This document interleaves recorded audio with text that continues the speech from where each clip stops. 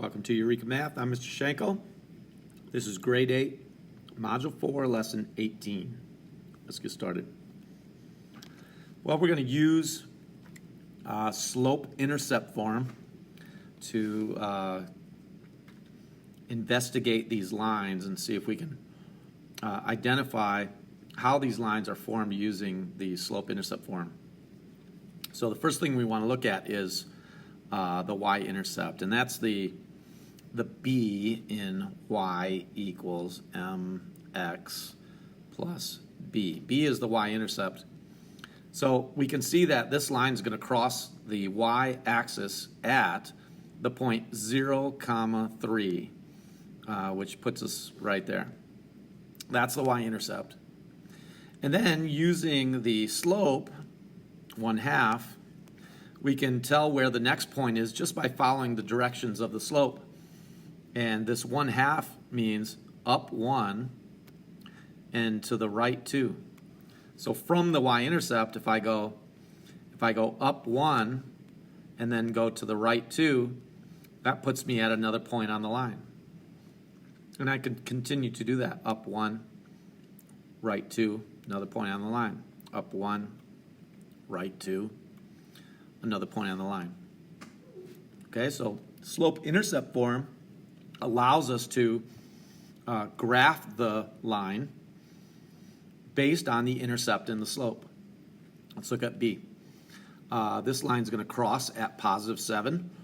So I go up 7. That's the point 0, 7. And that's right there. And then my slope is a negative 3 over 1, or down 3 to the right 1. And there's my next point. Down 3, right 1. There's my next point. Okay, so using slope-intercept form, we don't need the table. We can just follow the y-intercept and the slope to find 2 points and then connect those points to create a straight line. Let's look at this one. Y-intercept is negative 2, so down 2. And then the slope is down 2, right 3. Now this could be, slope could be a negative 2 over a positive 3, or it could be a positive 2 over a negative 3. And both are correct. So if I start from my y-intercept and I go down 2, right 3, down 2, right 3, I get to a point on the line. Or if I start from my y-intercept and I go up 2, left 3, up 2, left 3, I get to another point on the line.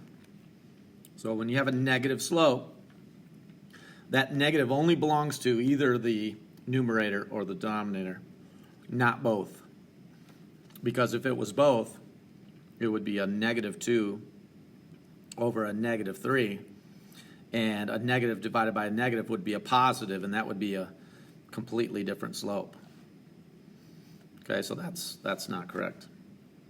All right, D crosses at negative 4. That's my y-intercept.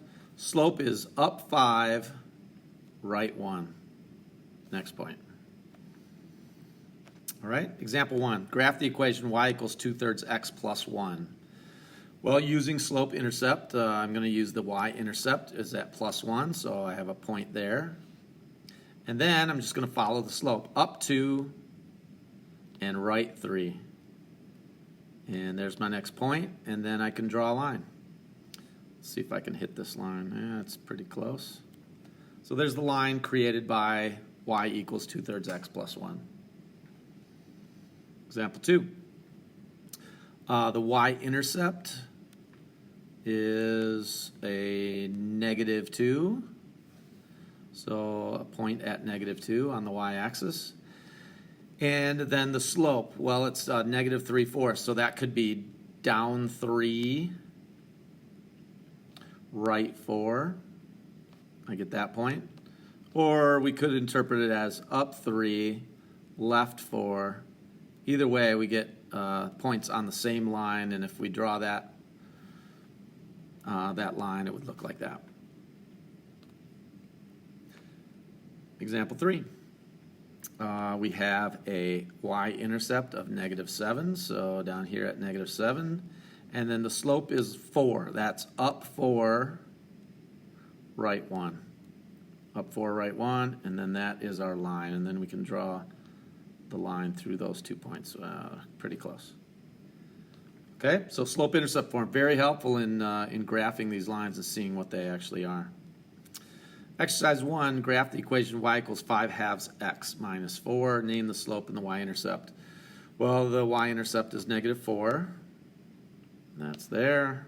Oops, let me get a good point there, maybe. Oh, here we go. Okay, and then the slope is up 5. 1, 2, 3, 4, 5, and then right 2, 1, 2. 5/2. So there's my next point. And the line would go through those two. Let's see, like that. Number 2, y equals -3x plus 6. Crosses the y-axis at +6. The slope is a -3. That means slope is a -3 over 1. That's down 3, right 1. Down 3, right 1. There's my next point. The line goes through those 2 points. Number 3, y equals 1x plus 0 can be simplified to y equals x. Graph that equation. Well, from the first one, this plus 0 is my y-intercept. And if I don't see a constant, then I know that it's 0. We don't really need to say plus 0. That's not going to affect anything. So the line crosses at 0, crosses the y-axis at 0, and then the slope is 1, which just means up 1, right 1. There's our next point. Okay, and then the line obviously would go right through those 2 points, something like that. Okay, number 4. This one we're going to graph the point 0, 2, 0 to the right or left, up 2. That's my y-intercept. And then find another point on the graph using the slope. Well, my slope is 2/7, so that means up 2, right 7. So up 2, right 7. 1, 2, 3, 4, 5, 6, 7, right there. There is my next point. The line goes through those 2 points. Like so, something like that. Number 5. Let's see. We have we put a bank put $10 into a savings account when you open the account. So that's a plus 10. 8 weeks later, you have a total of $24. Well, that includes the 10. So the amount of money that we gained in 8 weeks is $14. So the money that we gain is a dependent variable, which means that's my y value.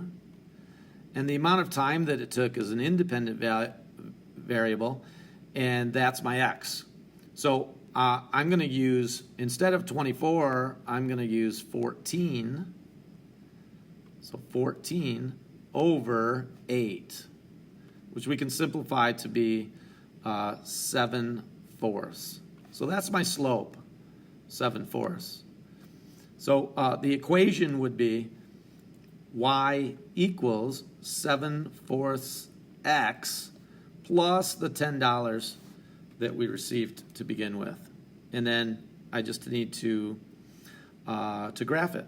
Well, the graph is going to be a y-intercept at +10, and then up 7, right 4.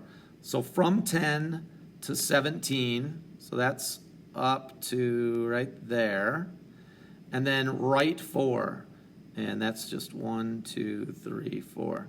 So my next point would be right there, and the line would go right through those 2 points. So it would look like that.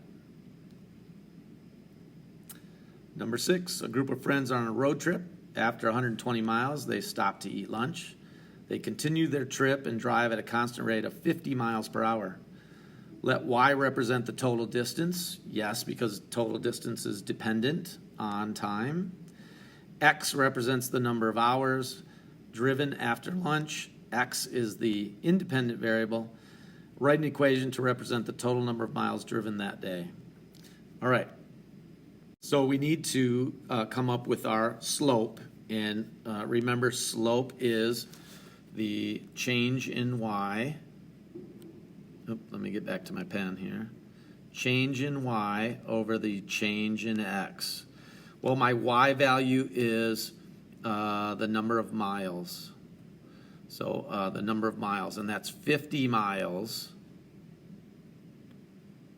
in 1 hour. X is the number of hours. So 50 miles in 1 hour, that's my slope. So I know that my equation is going to be, I'll put it down here so we have it, y equals, the number of miles is equal to 50 miles times the number of hours plus the 120 that I started with. So y equals 50x plus 120. And then we can graph that. Well, 120 is our y-intercept. That's going to be right here. And the slope is 50. So from 120, I would go to 170, which is right there. And then over 1. So right in the middle here, right there. Come on, point. Right there. And our line would go through both of those points. So this would be the graph of our line. Could any other line represent this situation? For example, could a line through point 0, 120 with a slope of 75 represent the total distance the friends drove? Well, no, because a slope of 75 would be 75 miles in 1 hour. And if I graphed that, 75 would be at 195, so all the way up to here, and then over 1. So my next point on the line would be a little bit below there, somewhere in there, and that's a completely different line. And there's only one line that goes through a given point with a given slope. All right, that is lesson 18. Hope that helps. See you again next time.